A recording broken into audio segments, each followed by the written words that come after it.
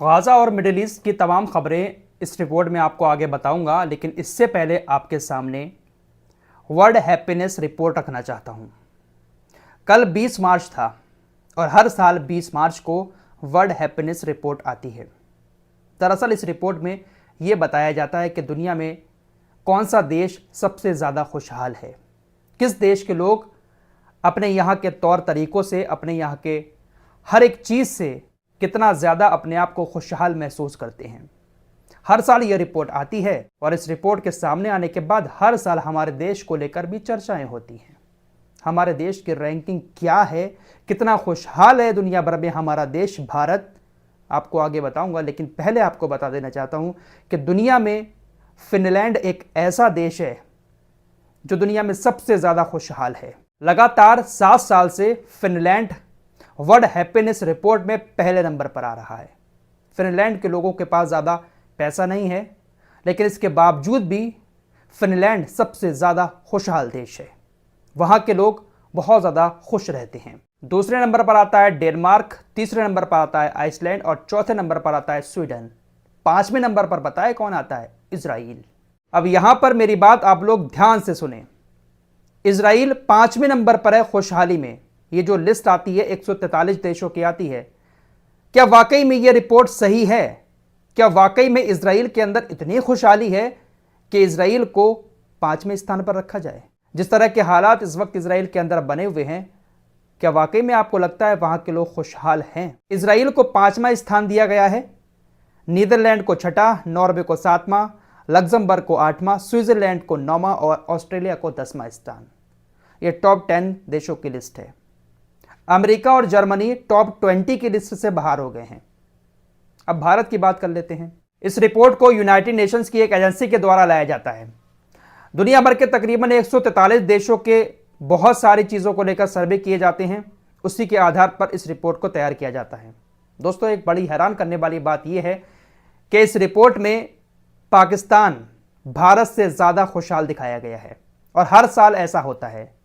जब भी world happiness report आती है 20 मार्च को, पाकिस्तान भारत से ज़्यादा बेहतर दिखाई देता है खुशहाली के मामले में। इस रिपोर्ट के मुताबिक भारत का स्थान 143 देशों की लिस्ट में 126वां है, जबकि पाकिस्तान का 108वां स्थान है। हमारा पड़ोसी देश चीन 60वें स्थान पर आता है, नेपाल 93वें स्थान पर आता है। यानी पाकिस्तान, चीन, नेपाल में भारत से ज़्यादा खुशहाली दिखाई जाती है इस रिपोर्ट में। यहां तक कि म्यांमार जैसा देश भी 118वें नंबर पर आता है। भारत का स्थान 126वां है। भारत के अंदर इन देशों से, हमारे पड़ोसी देशों से भी कम खुशहाली इस रिपोर्ट में दिखाई जाती है। अब मैं उन लोगों से एक सवाल करना चाहता हूं जिन लोगों ने इजराइल को अभी 5वें नंबर पर देखा होगा खुशहाली की लिस्ट में, तो इजराइल को चाहने वाले बहुत खुश हुए होंगे कि देखिए इजराइल कितना खुशहाल है, यह रिपोर्ट बिल्कुल सही है। अगर यह रिपोर्ट वाकई में सही है तो क्या भारत के अंदर पाकिस्तान से कम खुशहाली है? देखिए, 100 बात की एक बात यह है कि मैं इन अंग्रेजों की रिपोर्ट को नहीं मानता हूं। यार, इजराइल के अंदर क्या इतनी खुशहाली है कि उसको 5वां स्थान दे दिया जाए? अमेरिका के अंदर इतनी खुशहाली नहीं है कि उसको टॉप 10 में शामिल कर दिया जाए? जबकि इजराइल के हालत क्या हो चुके हैं इस वक्त, हर तरफ से खतरनाक बमों की बारिश हो रही है, लोग परेशान हैं, प्रोटेस्ट कर रहे हैं, सड़कों पर उतरे हुए हैं, तो क्या उसको 5वां स्थान दिया जाना चाहिए? ये चीजें उन लोगों को नजर नहीं आएंगी जिन्होंने अपने आंखों पर काला चश्मा लगा रखा है। ये जो यहूदी हैं, ये जो अंग्रेज हैं ना, ये सिर्फ और सिर्फ एक प्रोपोगेंडा दुनिया के अंदर चला रहे हैं। जितनी भी रिपोर्ट्स आती हैं, जितनी भी लिस्ट जारी की जाती हैं, इसमें कहीं ना कहीं अपनी ही बड़ाई दिखाई जाती है इन अंग्रेजों के द्वारा, इन यहूदियों के द्वारा। अमेरिका हुआ, यूनाइटेड नेशंस हुआ, जब भी किसी देश को लेकर कोई प्रोपोगेंडा चलाना होता है, किसी तरह की कोई चीज चलानी होती है, तो अपने देश की किसी संस्था के द्वारा कोई ना कोई उल्टी सीधी रिपोर्ट ये लोग दुनिया के सामने रख देते हैं। तो जो लोग ऐसे लोगों की सपोर्ट करते हैं एक धर्म के नाते, फिलिस्तीन के अंदर इजराइल क्या कुछ नहीं कर रहा है, लेकिन कुछ लोग काला चश्मा लगाकर इजराइल के सपोर्ट में अभी भी लगे हुए हैं। गाजा की तरफ चलते हैं। पहली खबर यह है कि इजरायली सेना का ये जो प्रमुख है, इस साल के अंत में यह इस्तीफा दे देगा। 7 अक्टूबर को जो हमला हुआ था, हमास ने हमला किया था, उस हमले में इजरायली सेना की नाकामी को लेकर बहुत सारे सवाल इजराइल के अंदर उठ रहे हैं, बवाल मचा हुआ है।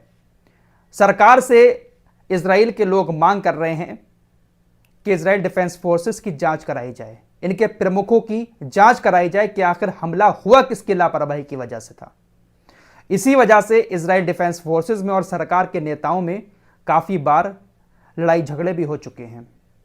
खबर आ रही है कि अब ये इस्तीफा दे देगा इस साल के आखिर में। इसलिए 7 अक्टूबर को हुए हमले की नाकामी को छिपाने के लिए गाजा के अंदर नरसंहार में सबसे ज्यादा हिस्सा लिया है। इसी के कहने पर इजराइल डिफेंस फोर्सेस ने हर जगह जाकर अटैक किया है। कल आपको बता चुका हूं कि अमेरिका का विदेश मंत्री एंटनी ब्लिंकन एक बार फिर से मिडिल ईस्ट की यात्रा पर आया हुआ है। सऊदी अरब पहुंचता है। सबसे पहले एंटनी ब्लिंकन सऊदी अरब पहुंचा। उसके वहां पहुंचने के साथ ही सऊदी अरब ने $40 मिलियन UNRWA को देने का ऐलान कर दिया। इस बात की गहराई को अगर आप ठीक से समझेंगे तो आपको अंदाजा हो जाएगा कि पूरी तरह से ये अमेरिका के गुलाम बने हुए हैं। एंटनी ब्लिंकन आता है, वो कहता है कि भाई दे दो फंडिंग। सऊदी अरब $40 मिलियन दे देता है। गाजा के लिए ये पैसा दिया जाएगा। UNRWA को जो पैसा मिलेगा उस पैसे का इस्तेमाल फिलिस्तीन और गाजा के लिए किया जाएगा। देख सकते हैं यहां से इनकी गुलामी। दोस्तों, गाजा के अंदर जो पानी की पाइपलाइन है, उन पाइपलाइन में जहां से पानी भरा जाता है, बड़े बड़े होल जो होते हैं, उन होल्स को इजरायली सेना ने यहूदी सेटलर्स के साथ मिलकर सीमेंट और रेता बजरी से भर दिया, उसको बंद कर दिया ताकि इसके अंदर अब कोई पानी न डाल सके। किस हद तक ये लोग गाजा के लोगों के ऊपर जुल्म कर रहे हैं। ये लोग भूखा और प्यासा गाजा के लोगों को मारना चाहते हैं। मोसाद की तरफ से कहा गया है कि देखिए, युद्ध विराम इसलिए नहीं हो रहा है, हम सीज फायर के लिए इसलिए राजी नहीं हो रहे हैं क्योंकि हमास हमें हमारे बंधकों की, जिंदा बंधकों की सूची नहीं दे रहा है। हमास ये नहीं बता रहा है कि अब तक हमारे कितने बंधक मारे गए हैं और इस वक्त कितने बंधक जिंदा हैं। जब तक हमास हमें पूरी लिस्ट नहीं देगा, हम किसी भी डील के लिए राजी नहीं होंगे। तुर्की के राष्ट्रपति रजब तैयब एर्दोगान को बहुत ज्यादा गाजा का दुख हो रहा है। इन्होंने कहा है कि गाजा के नरसंहार के दुख की वजह से हम कड़वे रमजान का अनुभव कर रहे हैं।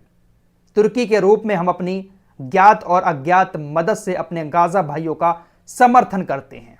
वाह वाह, क्या बात है। सलाम है आपको रजब तैयब एर्दोगान। इफ्तारी के वक्त जो आप निवाला खाते होंगे, शायद वो निवाला इस वक्त आपको बहुत कड़वा लगता होगा। दोस्तों, कल आपको एक खबर बताई थी कि इजराइल का ये जो कट्टरपंथी नेता है बेन गवीर, इसने ऐलान कर दिया है और इस बात की इजाजत दे दी है अपने यहूदियों को कि रमजान के आखिरी 10 दिनों में वो लोग मस्जिद अक्सा में जाएं, टेंपल माउंट में पहुंचे। इसने आज फिर एक बड़ी बात कही है। रमजान के आखिरी 10 दिनों में यहूदी मस्जिद अक्सा पर धावा बोल दें। आखिरी 10 दिनों में मस्जिद अक्सा में जाएं और वहां पर जाकर बवाल पैदा करें। घिनौने काम को अंजाम देने की इस बंदे ने अपील की है। इस बंदे का इतिहास बहुत पुराना है। इसने कई बार मस्जिद अक्सा में बवाल कराया है, रोजेदारों को मस्जिद में जाने से रोका है, नमाज पढ़ने से रोका है।